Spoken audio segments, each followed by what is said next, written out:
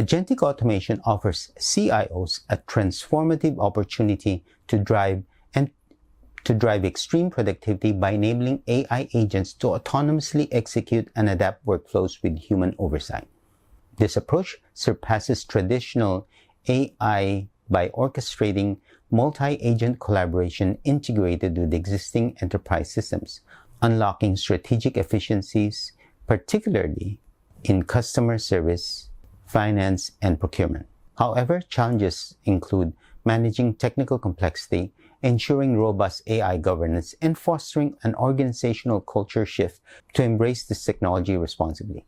CIOs must balance innovation with risk mitigation, ensuring scalable, compliant deployment to truly harness AI's potential for competitive advantage in 2026's dynamic marketplace. We recently spoke to Kitman Cheung, CTO IBM ASEAN, to discuss Agentic AI's development and how it impacts not just the CIO, but the enterprise as a whole. What business processes stand to gain the most with Agentic AI?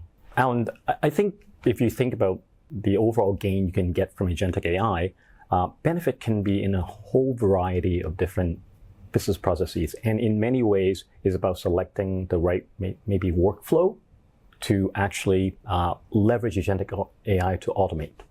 So at IBM, we've been on this journey now for the last 2 years or so, and we've actually automated a number of workflow across human resources or HR, across procurement and finance. And in each cases, we're able to achieve demonstrable ROI. And it's still kind of the early days, I think, in terms of Agentic AI. So the idea isn't to completely take over human interaction and human in the loop. So I would say keeping human in the loop is still important. But in terms of selecting what workflow to do within these domains, I would think that the type, of course, the obvious one is repetitive tasks, things that you do over and over again quite a lot, and it's quite procedural. I think those are pretty easy. Those are almost a standard RPA. But the biggest benefit that we're seeing sometimes is that when the workflow requires the human to retrieve information from multiple systems, for example, then integrate that information, maybe like make sense of it, then start carrying out tasks again on multiple systems. And in that case, your real benefit isn't just time saving, right? Because human tends to sometimes, when they're tired, make mistakes, and an integration of information can also be impacted in that way. So, but if you're assisting a human to perform that task, by pulling the information together, by helping them do that integration, and then you end up also getting better accuracy in a qualitative sense, not just a time-saving sense. So think across different domain, I would say. Look for tasks that perhaps require interaction with multiple tools and maybe mental work to integrate things. I think that's where you maximize the benefit. Now, you spoke about some use case applications within IBM's organization itself. What about these pre-built AI agents or domain-specific solutions? How can these accelerate time to productivity? Okay. And so IBM, what we have now kind of in the market is something that is the name watsonx Orchestrate. Now, Orchestrate's all about orchestrating workflow, right? And this is something that when we talk about pre-built agents, obviously we have to have a platform that make that available. Within Orchestrate itself, they are domain-specific pre-built agents. The big gain there is, one, we've been on this journey for 2 years now, and even longer if you count non-agentic chatbot type interaction. So we've learned a lot in terms of what agent can do. The second part is we can then incorporate that learning in terms of workflow, typical workflow for that particular domain. We can incorporate it into these pre-built agents. So in a way, they're almost already learning the job in a major corporation before you even deploy them. So out of the box, you already have an HR agent that actually has learned the HR job from a different company, perhaps. Like that's I think the most apt analogy is this HR agent or this procurement agent might have been working somewhere else for a while. It's like an on-the-job training elsewhere. Right. So from that perspective, what you can do when it comes out of the box is, oh, well, it was slightly different than that other company you used to work for. So the idea then becomes, let's just customize, right? These pre-built agents can be then customized. So that's very human. That's how we all go through different jobs at different organizations. We pick up from what we learned in the previous company, move it over to the new company, adjusting and tweaking to fine-tune to the very specific requirements of where we're working on currently. That's right. And the pre-built agent that we're talking about here also is, imagine someone who's gone through many HR or procurement or finance jobs, because we've been interacting with additional client doing custom agents for them for a while as well. So this is where you're actually gaining that learning internal. That's one aspect. I think the other big gain that you're going to get is the fact that the agents are now, for the agent to interact with the real world, it needs tools that your normal employee would use. For example, you need, if you're an HR person, an HR employee, you might need to, HR specialist would use tools like Workday, SAP SuccessFactors. There's a number of different tools that you would use. If you're in sales, you may be using, or procurement, you may be using Salesforce. You may be using a number of different things, CRM solution, ERP solutions. These pre-built agents actually are already integrated into the APIs available in these various types of ERP solutions. So from that perspective, you're also saving a bunch of times in terms of accessing the necessary tools that a HR specialist or a procurement specialist would normally have to use. So those two things will really accelerate how quickly you can get out of the gate and actually get some quick ROI. We've been talking about these pre-built AI agents. How do CIOs orchestrate multiple AI agents for these agents to collaborate effectively and achieve measurable ROI? In this particular space, in terms of multi-agent interaction, it's still, again, just like agentic AI, early days. So first, I think, is get a little bit familiar with the protocols, right? There are communication protocols for agent-to-agent interaction, agent-to-human interaction. Now, IBM, we're proposing, or we're perhaps advocating for a protocol called Agent Communication Protocol. It's part of BAI project, so it's open source. Contribution quite a bit from IBM, and in conjunction with inviting other partners to work in this space. There are other protocols out there, but ACP is the one that we are working with at the moment. The protocol really, at least the way we see it, is that it encourages openness and standardization. From one side, the protocol will allow agents built with various framework, Langflow, what have you, to communicate with each other, even though they sit on different agentic framework. So that's one aspect. And then the second, and then there are a lot of capabilities there, but another important part is you need the ability to do agent discovery. So what that means is dynamically, one AI agent can find out what other agents is within its community, if you will. So those two things are important, and there are other things that you may want to consider. So study up a little bit on that, I would say, just to kind of get that understanding.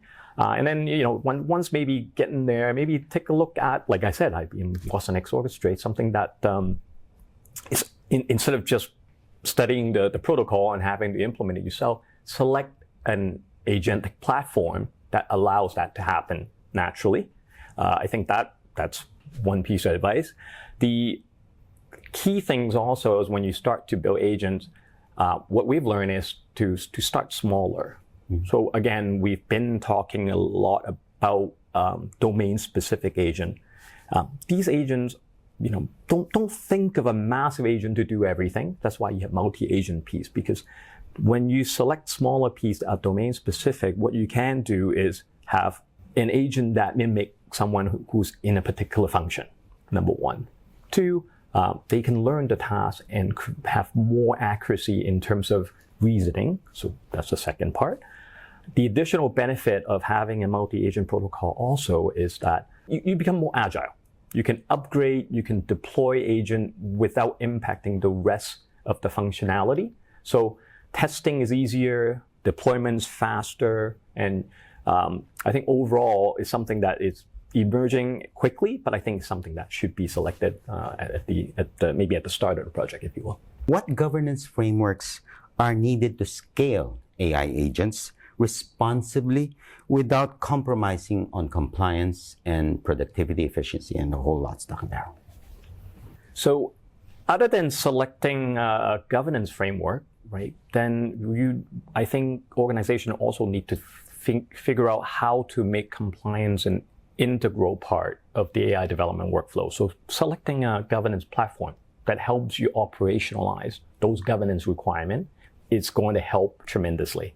Because on the same platform is where you can manage use cases from a risk perspective, operational risk, AI risk, and so on, data risk as well. Keeping in mind that in terms of risk management, AI doesn't sit alone, right? You have data privacy issues, you've got issues with operational requirement. So those are all financial risk, not to mention that piece as well. I think that's how you can do AI at scale. The other aspect as well is that often compliance is something that's done after the fact when someone's coming in for an audit, for example. What we're really looking at, and especially when it comes to agentic AI or just general AI that interact with the external side of the company, that often is too late because usually that happens when the damage is already done. So where we're really looking at is that governance platform should also be part of the deployment and monitoring aspect of what's going on. So yes, we've got the regulation and everything at the decision point where we selected the use case. We've got checkpoint and approval point during the development, and ideally adjusted to regulation that are local, and so forth. But also during the rest of the AI life cycles when it actually go live, having the monitoring, having the guardrail sitting to actually monitor the agent's behavior based on the governance rules and the regulation that's there. I think that is where you really want to get to. And orchestrate's already integrated with our governance framework and our governance tools. So again, that's something that's important. If you could do me a favor, what sort of metrics can best demonstrate the productivity and efficiency gains from AI agent deployment? In terms of metrics, I think it kind of roll back to what we talked about earlier. Metrics would quite certainly depends on the workflow or the process that you're choosing to apply agentic AI to, right? Because different part of the business will measure productivity gain perhaps differently. The typical one, of course, is time saving, right? Everyone's thinking about being able to cut out times, being able to reduce the amount of time it takes to complete a task. That's quite an obvious one, and virtually all use cases you can use that metrics to as a starting point. But I think productivity isn't just about time saving alone.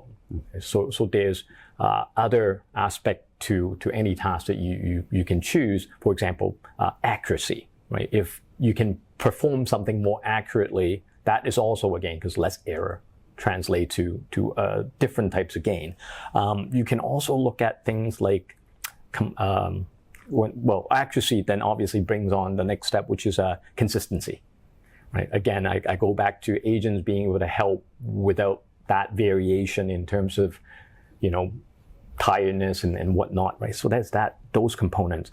Now, many of these, we're really still looking at the cost saving side. But there's also the better side of productivity, or perhaps we change the word to profitability. If the agent is there to assist a higher level knowledge worker, as in someone who's making critical decisions in terms of company investment or company outcome, generating more revenue. For example, if the agents were to assist with a relationship manager in a major bank, right? Someone who's bringing in high net worth client.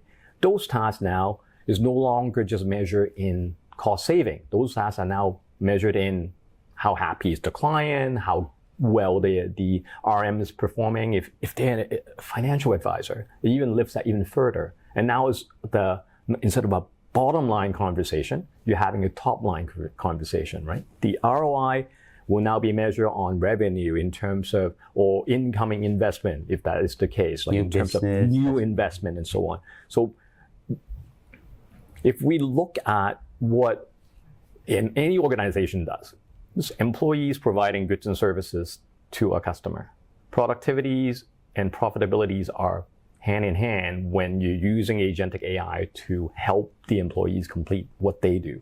So wide combination of different things that can happen. And I think if we broaden the lens a little bit, and we have done that in IBM as well when we do our measurement, we've broadened the lens a bit and said, hey, if I can collect money faster in my finance department, if I can get more product out the door or better quality product out the door, those will drive top line. Sure, cost saving in HR with less people having to answer calls.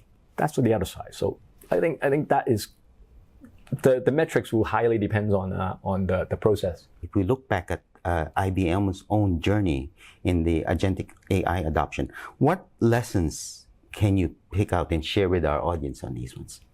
Yeah. Thanks, Alan.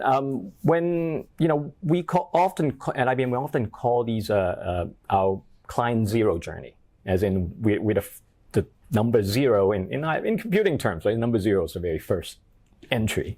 And we usually use that when we engage our client and talk about our experience. Now, in terms of the agentic side, if you will, we call that today, but in terms of that journey, we started with HR function. So internally, we have tools called Ask HR. And it started out as a chatbot many years ago, and last couple of years has moved over to a LLM-based agentic type application, right? Agentic AI application. Now, took time. Beginning, the accuracy wasn't quite there. Not everyone's happy losing their direct contact to a HR specialist. So first part is, when initially you may not get the best outcome, it's not time to give up. Number one, I think. It's time to listen to the user and evolve, right? And move forward with it. Second, I would say start smaller. Take over pieces of the function, not try to be everything all at once. So you can start experimenting with, highly repetitive, more that require less, perhaps, dynamic reasoning. Start with that and start to build up. That's what we did. And as time goes on, as the employees learn, also it's important to build a bit of AI knowledge and literacy in the organization. I think that would drive adoption quite a bit more.